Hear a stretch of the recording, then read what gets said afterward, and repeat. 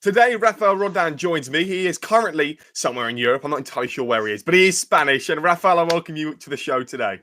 Thank you so much, Jamie, for the invitation. A pleasure for me to be here. And right now, I am in Stockholm. So Okay. yes, not many people believe me, but yes, I'm Spanish.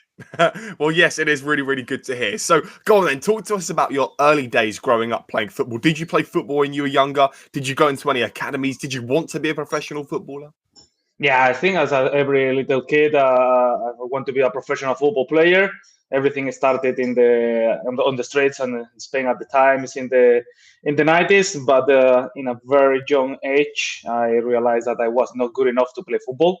It was also make sure from my former coach there. He told me that I'd be only playing if he needed somebody on the pitch. If not, my place was the bench. But yeah, I did a lot of different sports and yeah, the in 2009, after 2 years being in engineer school, I decided that I want to go for my passion. I changed completely my studies. I went to sports sciences, and from there I could also be a professional in football. So, before we go into your side in football, then you were studying engineering. So, obviously, that's got nothing to do with football, and it was a really good thing to look into because not a lot of people go from engineering into professional football.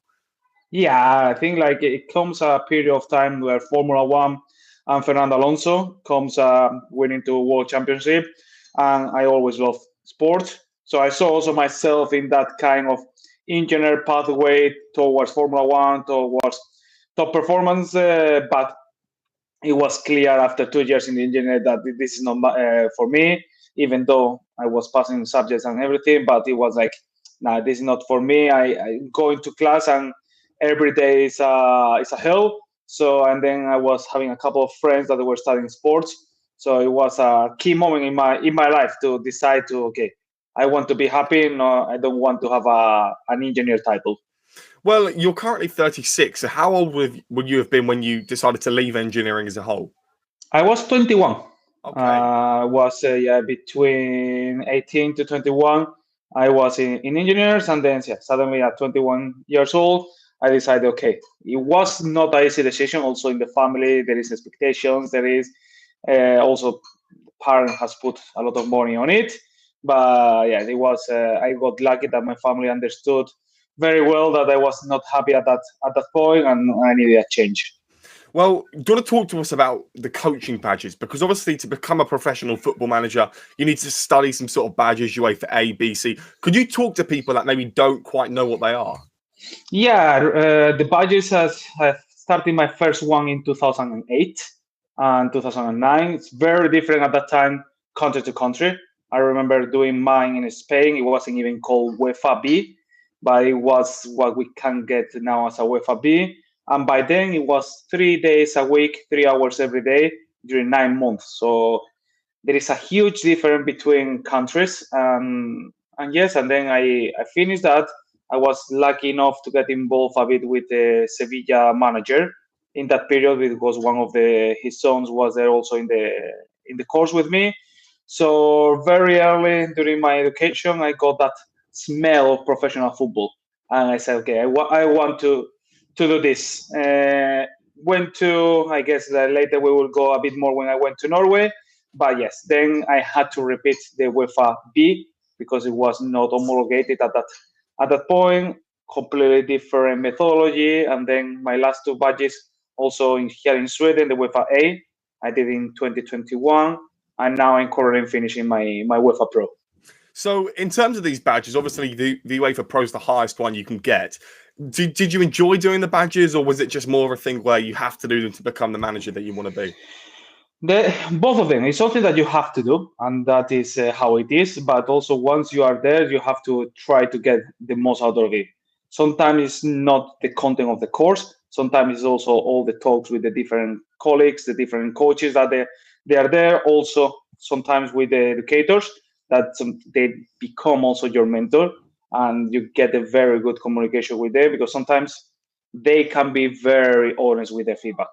They come visit you, see your football sessions, see how you behave in the games, and they don't have any kind of problem to say to you, okay, you have done this, you talk about this, but you did the opposite, and how try to try to look at your behavior on the bench, in the training session, how you want to strengthen your point.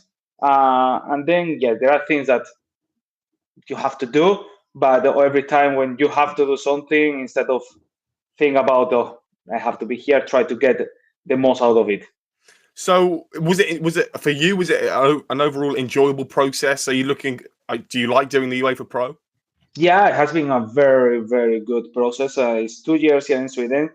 Very intense because we have to meet for periods of 4 days, even during the season. Just have to go to the place for the federation, leave your team because you have to go to every single class. And then when we have been a very good group that we have been sharing a lot, even though we are rivals on the pitch twice a year, but it has been very good to know all the coaches, to know their thoughts, their methodology, how they are the game models, and try to pick up something from everybody. So it has been a very good process, and looking forward to finish it in November. Well, good luck for that. So, in Thank you. terms of the group that you're with, so you mentioned you were there for 2 years. Are you with the same group for all those 2 years? Yes, in this case, we are 11 people. 6 of them we are coming from the top league in the women's football in Sweden, and 5 of the guys they are coming from the second league here in the men's football. So we are a group that nobody has a big football career behind them. So we are more or less in the same path. Obviously, some of them has been playing in a high level, but we are a group that's very, I will say, very humble and very eager to share. Well, that's good to hear. I'm really curious about these badges. So you were saying about they change, or they did change country to country, but I suppose if you were doing it in Sweden, you're going to meet more Swedish coaches than you would in England, where you'd meet more English coaches. Is that right? Yeah, that's right. That now with the new regulations in UEFA, every country has their own quota on how many coaches a year can take the course. And in this season, we are 11. 9 of them they are Swedish, and then we are a Finnish girl, but she has been in Sweden now for a long time. And then it's me as a Spaniard, but I have been also for a long time in the country. They have each FA. They have their own selection process, and how much time you have been in the country is one of the criteria they are taking. But overall, it's a really, really hard course to get onto, because I know a lot of people have been rejected for them because, well, what have you got to do to get there? Because obviously you pay the money to go. So what would you say are the requirements to get to the UEFA Pro? Right now here in Sweden is that you're coaching in the highest level. Okay. In one of the men's or women's or the second division of the men's, and you're coaching as a head coach. And obviously you've got to get there first, right? You've got to get to that head coach role first. Yeah. You have to get into the head coach, and then it's always a dilemma for the clubs as well, because you need a UEFA Pro, but then it's like, what is the first, the egg or the chicken? Yeah, that sounds like something quite difficult to get round. It's the same with jobs that they require 25 years of experience, but how do you get the experience in the first place? I do understand. Exactly. So could you talk to us then about your early coaching career? I believe you were coaching in some youth clubs before you moved on to being a physical coach. Yeah, exactly. In 2012, I took Erasmus year, so I moved to Norway to finish my studies, and their education system in university is very different Spain to Norway. So I got a lot of more time, free time in Norway than I had in Spain. And I was living in a place that only 8,000 people were living. 4 of them, we were students. So after the first month where all the parties were gone, then I just took contact with the local club and said, okay, I'm a football coach and I will be very happy to help you. No want any money. The only thing I want is a club shirt, and that will be very happy with. And suddenly, they offered me to be the assistant manager with a bit more in charge of the physical preparation, which I was studying at the moment. And I started with the under 13s, especially they started in the indoor season because it was very late in the year. And then from there, the other teams, they wanted also me. And suddenly I was like the head of performance of the academy there. Nothing so serious, but I was helping a lot alongside another friend. And in April, I told them, okay, in May, I'm leaving back to Spain. thank you so much. And they offered me a job. They offered me to stay from the rest of the year. And there is where it started actually the professional path. My first contract was, we know that the first contract, the money is the less important, but they gave me the opportunity to be in charge of a team and then collaborating in different teams. And it was a great start because they never had a person like me in the club. So I was quite free to do and to try different things. Well, you mentioned that they never had someone like you in the club. Firstly, could you tell everyone what the club, who they are? And secondly, why were you different to the other people that they've had before? Yeah, it was Volda Football, the club there. And I was a physical coach with the coaching badge as a football coach. So everything that to do with the physical training, it was focused in football. Meanwhile, the rest of the people that were there, they thought the physical was more like go to the gym and run. So we were trying to put together as much as we could the physical the football, and then we started to plan the sessions a bit better, plan how much we have to work, how much we have to rest, what are the distance, and then started also to create some very, very old system with Excel about the load, about when we have to train, how we have to train. And then when the manager of the first team saw how I was working in the academy, so he told me, okay, you are coming with me to the first team. Well, obviously, like Tottenham, for example, they would have this to the highest level, and maybe a club in the lower leagues would have it very differently. But in terms of being a physical coach, you can have very personalized sessions just to the player. But then I've heard in some teams they have it where everyone would do near enough the same thing. So could you tell us how you sort of worked with the players? Because ultimately, one player is going to want to do something a bit different to another player, perhaps. Yeah, for me, it was very important that everybody had to do a common thing, which is the minimum, the foundation of the physicality. But then I'm a person that maybe it's because also as an engineer, I'm a very analytical person. So I wanted to see what are demands per position. And then very early, before all the GPS came into the picture and so on, I saw that, okay, the fullbacks and the wingers, they are running much more than the central backs. Central backs are doing a lot of different movements. They have to be more jumping, duels. So it was a very intuitive process what to do with which player. Then players that they have problems with the hamstrings for a long time. Okay, how we can fix this problem with the hamstrings? He's a player that is very explosive. How we can expose him to the right amount of load. So it was a lot of try and sometimes error. And that is the first time that I try to personalize all the physical training to every player. So in your team now, I mean, this is jumping a tiny bit into the future in terms of what you do now, but we're going to come back. How do you want your team to play? Because for me, I love my centre-backs to be big, heavy, hard to get by. I would want my striker to be consistently pressing. I want a team that constantly presses. So, I mean, your job would be very difficult if I was the manager. But so what would it be then for you? Do you want your centre-backs to be physical? Do you want your wing-backs to be wing-backs? I want that my players are able to perform the game however the game looks. If the game looks a bit more on a counterattacks and a lot of much more physicality, then we can go that they are able to repeat the action that the football demands.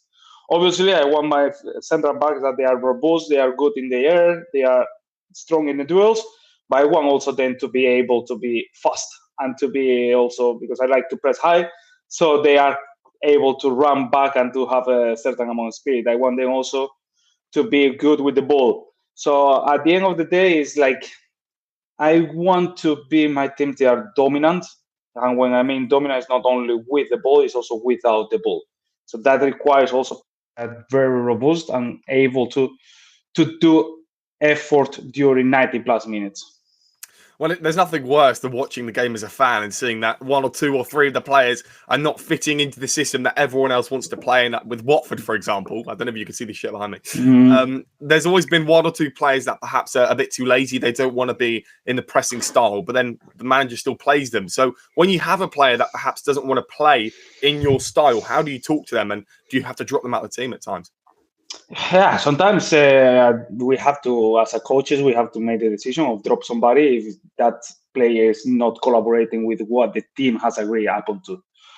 So at the end of the day, it's a lot of conversation also with the players to make the player understand why you want your striker to be the first one defending, and to make him understand or her understand that, okay, this run you are making is to get the ball closer to the opposition box and to make you score more, or to get the opportunity to get more times into the ball. And it's a process that every player, regardless the level, regardless the gender and everything, they are usually selfish. So they have to see that what you are asking them to do is good for them and for the team. We are always trying to look for the best of the team, but also we have to make the players understand that it will be also good for them. You then went to Sweden's top flight in the women's game. You were the assistant coach of, well, I'm not good at pronouncing names in Sweden, but is it Hammarby IF? Yeah, well, first I went to Östersund, where just after Graham Potter left with another English manager, Ian Bushnell. So we were a bunch of English coaches and myself. A period of time that I remember very, very happy memories. Maybe not. So you worked with Graham Potter? No, I went just after Graham Potter, and then it was Ian Bushnell, and then with David Priest, Brian Wake, and Sean Constable, and me, we were the coaches there. Yeah, I spent there 3.5 years, moved a bit more toward assistant manager and a bit more into analysis. And yes, in 2022, I went to Hammarby, which was my first professional women's side. And that would have been pretty early on. So you would have been you would have just been 30 years old, so maybe 32, 33, right? 32 when I moved to Hammarby, exactly. That's really young to be a manager, right? I mean, do you understand that you have such a big career ahead of you?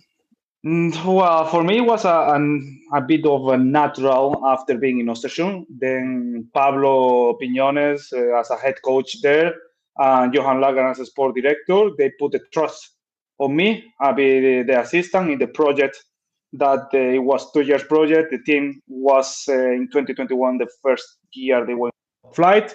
So 2022, 2023 was the moment to establish the team in the top flight and try to go for the top 3. But luckily in 2023, we could achieve the double there. Well, what was that like? How do you go from what you've done before as an engineer and everything in between, and then winning the double in the top flight in Sweden? Yeah, it's a hell of a trip that. But for me, it has been always. It can sound a bit of a cliche, but it's a hard work. It's to try to give the best of yourself every day, and to try always like to put all our ego as a coaches or our into help the players. At the end of the day, the players are the one that they are training. The players are the one that they are playing the games. To try to give them every possible tool, every possible thought that what they can do to win the next game and to win the next game and to win the next game. And that has been so far what I think that was the key during that 2023.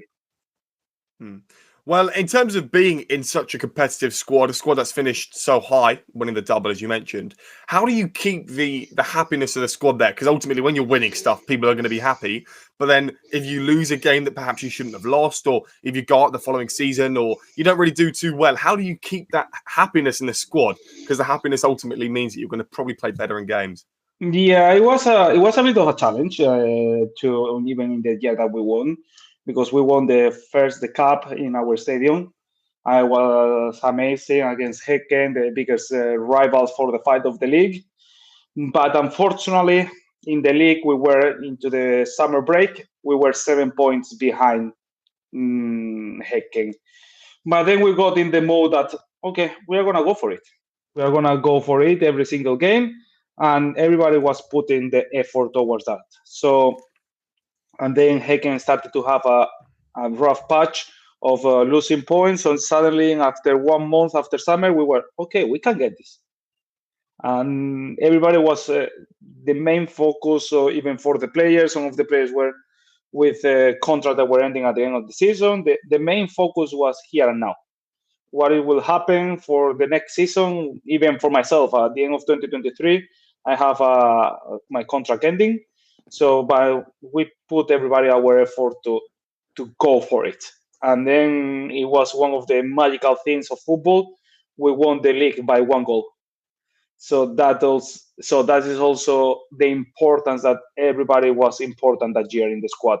You couldn't take any single goal during the season from a player coming from the bench and scoring a goal in the 92nd minute.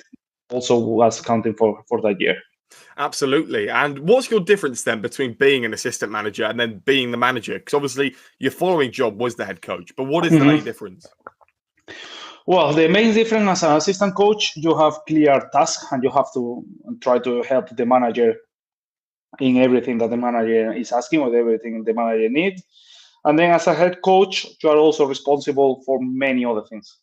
Responsible with the club and do certain things, working with the board.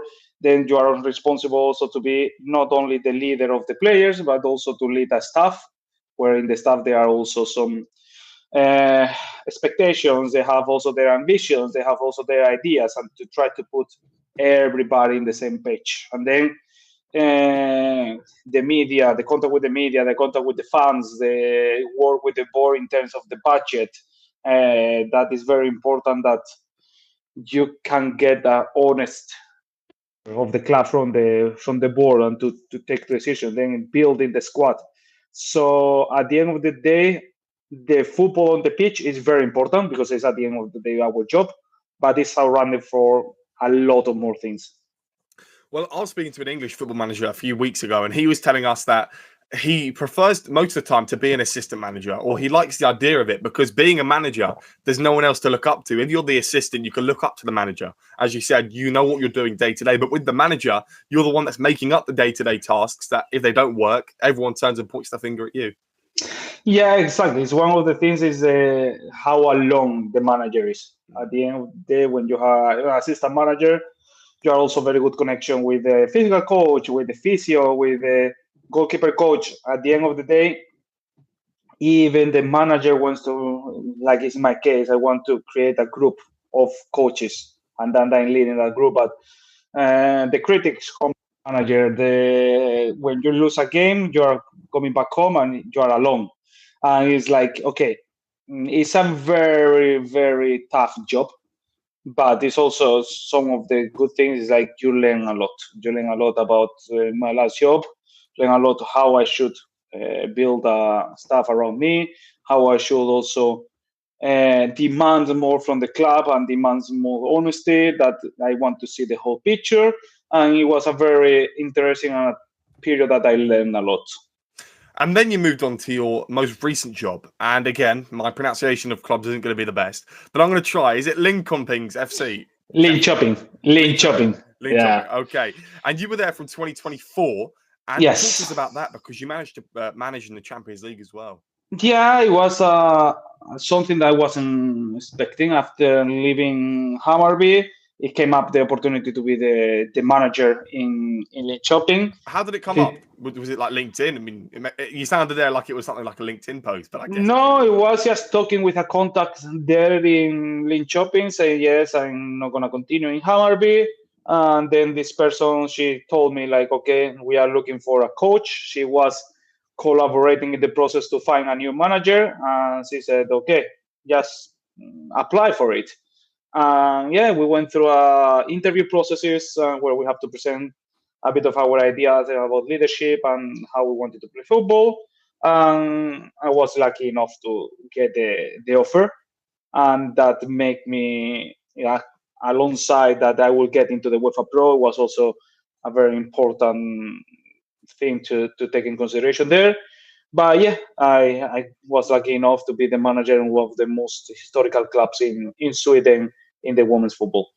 Well, in the Swedish league, I believe, am I right in saying, because obviously in England we have the season 2023 until 2024. In Sweden, is it just 2023, 2024? Exactly. We go for natural year. So the league starts around March, April, and finish around the middle of November. So in the November time, I've heard stories, especially in Finland as well, they'll play inside in like one of those domes. Yeah, exactly. We had, especially when we started the preseason in January, the temperature sometimes drops below -10. So yeah, we have those domes that it's always challenging to train here in the preseason during the January, February months because yeah, sometimes it's very cold. Sometimes even the Astro it gets frozen. So sometimes you are relying that the heating system underneath the pitch is working, and if it's not working, then you have either to cancel trainings or to try to get around that. Well, so obviously you just said you start your season around this time of the year, March to April, then ended it in November. Obviously, in the Champions League for the women's as well, they would start to play in November. Is that right? So I've heard stories again, especially in the men's side, where I think it might be Ireland or somewhere like that, where they end up having to play friendlies consistently because they reach Champions League stages. Yes, here this year was Hammarby. They qualified to the Champions League group stage. So they are playing until, I think this year they play until end of December. So it's like a full year playing. And that makes it very, very tough to continue the competitiveness because Champions League, sometimes they have a 2-3 weeks breaks in between rounds. So you have to be creative how you do, because also the rest of the teams in Sweden, they are on holidays. So some of them, I know they have been going abroad to try to play some games. Some of them, they have been even playing against boys academies. So under 15, under 14s to keep the intensity and to keep the competitiveness within the squad. Because, yeah, 3 weeks of training without any game to look at, that sometimes is a very long period. Wait, so the women's first team will play against academy boys. Like, why 15, 14? That's a bit young, no? Yeah, but obviously it's just the physicality of the 15s and 16 is quite good, and the speed. So it's also to be training like when the ball is going a bit faster. Obviously, many also the 18s, 19s, they are also on their holidays, but the 15, 16, keep training the year out. So do you criticise that then in Sweden? Because that obviously maybe makes Swedish clubs less competitive if they get into the Champions League. But well, also it gives many of the Swedish club an advantage when it's the qualification rounds. When all the rest of the teams in Europe, when they are in August, September, the rest of the teams in Europe, they are in the middle of the pre-season or at the end of their pre-season. But here in Sweden, we are in our season.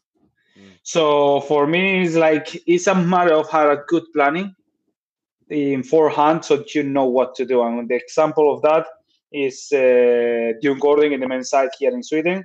They have had a very good run in the Conference League, and right now they are in quarterfinals. So it's about having a good plan, having a clear thoughts of what you want to do, meanwhile the rest of the teams are out, and build up a squad that you know that it might be that you are playing 22 months in a row. Official games. So that is how you manage the rest of the players, how you build. So it's a work for the whole club. For sure. So do you want to talk to us about the game that you won 8-0 in the Champions League against First Vienna? Yeah, it was a pity because then it would have been much better to play against Paris, but in the semi-finals of that mini tournament, and we lost against Sparta Prague. But I spoke right away to the players that we gave everything against Sparta Prague. It didn't came to a victory, but we needed to 2 days after just have a great exit from this year's Champions League, and we had the opportunity to play one more game in the Champions League. And from there, I must admit that the players did a fantastic job. And from the first minute, they were giving everything. Then we were, after the 2-0, I think it was first game, I got also sent off a player. And from there, I said also to the players that we have to continue. The best way to respect also the rivals is we don't stop, we continue. And it was an excellent way to go out from the Champions League with a victory, and also giving experience in Champions League to some of the youngsters in the team. I think 2 or 3 teams made their debut in the club and made their debut in the club with that Champions League game. So it was a special game. And then obviously that's come to an end. In 2024, you decided to part ways with the club. So what's next for you? And Did you want to leave the club? I mean, how did you leave the club? Well, at the end of the day, when we have a very turbulent period in summer, where 4 of our starting players just leave the club or were sold. So, and then it was a period that we should have planned beforehand if that was going to happen or not, because my idea was like I wanted the players to stay until the end of the season. But they were very important players, and then the players that came, we needed a bit more time to make them adapt. Obviously, there were things that probably I should have done better during that period, but yeah, the results are the one that in the clubs taking decision or not, and the board, despite I was sure that there was no risk for relegation or anything, but the club decided that they wanted to part ways. Yeah, I always respect the decision of the clubs. I can share them or not, but it was their decision. And right now, I'm just getting ready for my next club. I'm talking with a lot of people, getting contact. For you, for example, we're contacting in LinkedIn after I saw your interview with Samuel. I got lucky enough to be visiting Real Madrid and Barca in the women's side in December, then having a lot of contacts, watching a lot of football, and taking everything that I have learned from my experience in lean shopping to bring it forward and to become a better coach in my next project. Well, it's good to know that you saw the podcast with Samuel. Brilliant guy, absolutely brilliant. Yeah. And it's really, really strange because I'm all of a sudden getting a lot of people coming on the podcast from like Finland, Sweden, Norway, those sorts of countries. So it's really, really cool to have a Scandinavian sort of experience because some of the stories that come out of there are really, really cool to hear. So in terms of you going back, do you think you're going to end up in the women's game, the men's game? What one would you prefer to go into? I always said that football is football. And after having a bit turbulent year, everything that happens outside the pitch in Linköping, I want to go to a project that everybody is aligned towards. What is the goals of the project? Where is the goals of the board? Where is it that everybody is together? And that can be in women's football, it can be in men's football. Football is football.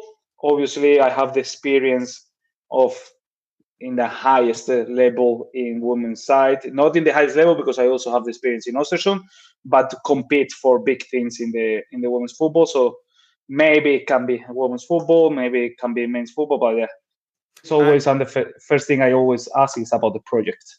Yeah, of course, and that's what a lot of managers would go into a club for. But so, in terms of when you think this is going to happen, because as we just mentioned before, there's leagues that are consistently playing football, and there's some leagues that, like the Premier League, play between 2 years. Yeah, for at the end of the day, you never know. When I moved from Norway to Sweden, it happens in 2 days. I got the offer, I accept the offer, and moved everything in 2 days. And you never know when things are going to happen in football. So what I mean is getting ready. That if the opportunity comes up tomorrow, then I'm ready. If the opportunity comes in a few months, I'm ready to take the next project. So that means it's the moment that we watch more things, that we are this period for me talking with a lot of people, talking with different coaches, visiting their trainings, and to try to get the most of it of this period, so to be ready.